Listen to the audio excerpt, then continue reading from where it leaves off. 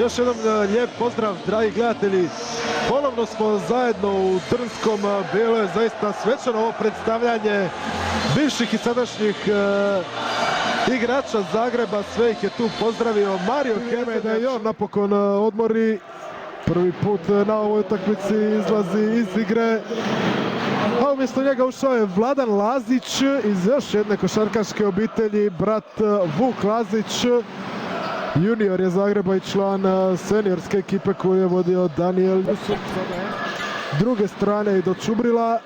Čubrilo će vratiti na Vujatovića. Lijepo odrađena akcija. Šteta što ovo nije uspio pogoditi Vladan Lazić. Sjajno su to odigrali igrači Zagreba.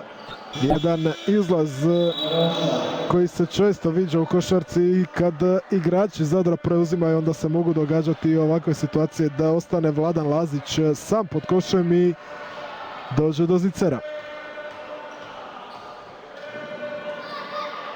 Pogađa prvo slobodno bacanje, upisuje se i on u strijelce u domaćim redovima.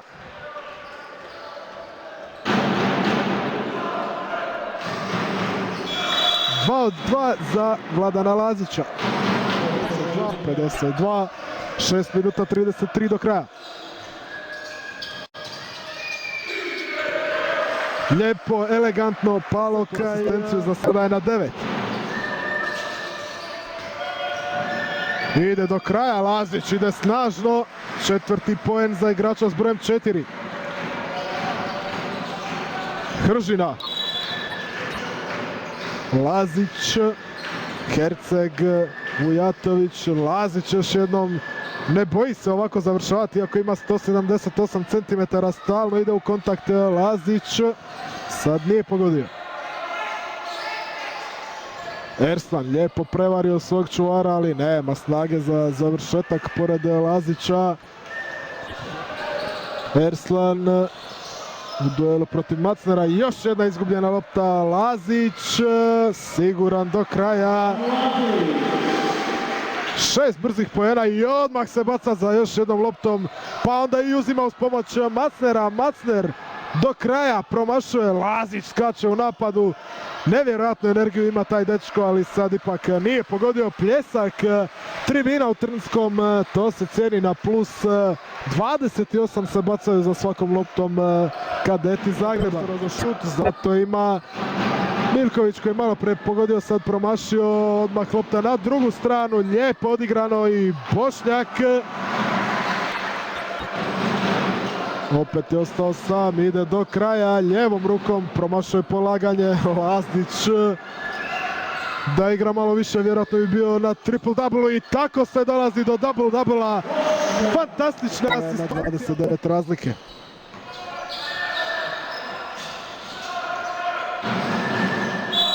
Prekršaj na Bošnjaku. Uspio je doći do pozicije pod košem, Zadar iskoristio bonus. Kordov pa pronalazi ljevorukog šutera sa brojem 5, to je Roko Lovrić. Pokušaj Zagreba da nešto brže organizira, nije prošao i sad Lazić ide 1 na 1 protiv Kordova. 2 rollinga na jednu, na drugu stranu, na kraju dolazi do zicera. Sjajno odigrao Vladan Lazić svojih 8 minuta. Zabio je isto toliko poena, ima je 3 skoka.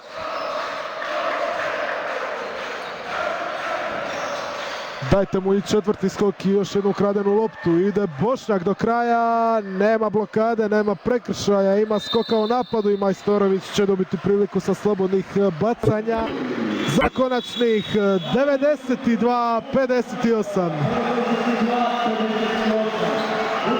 Nije tako izgledalo kroz dobar dio utakmice, nije se činilo da je Zadar zreo za poraz od 34 razlike, ali to je ta snaga Zagreba. Zagreb melje protivnike ove sezone.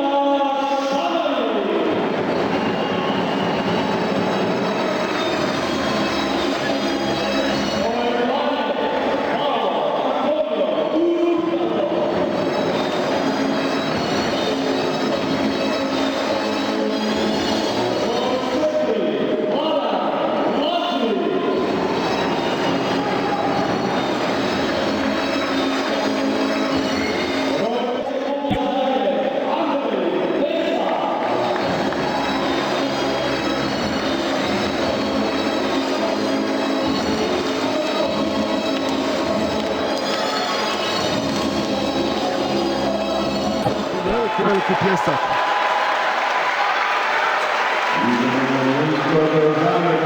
Izašao je i Macner. 4 skoka.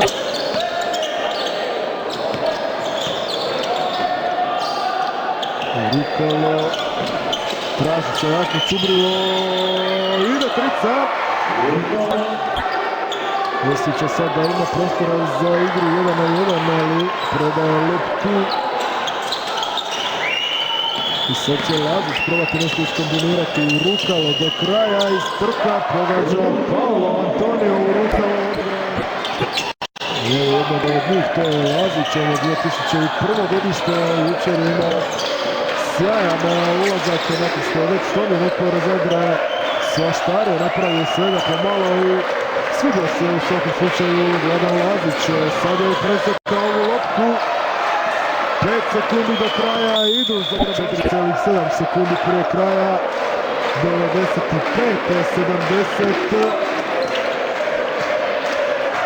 Lazić šutnut će tricu za kraj i pogodit će tricu za kraj. 98-70.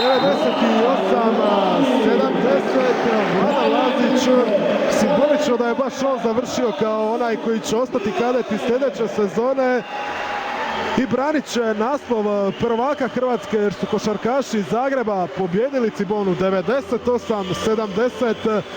Nevjerojatna sezona, nevjerojatna generacija koju je okupio Andrej Tesla.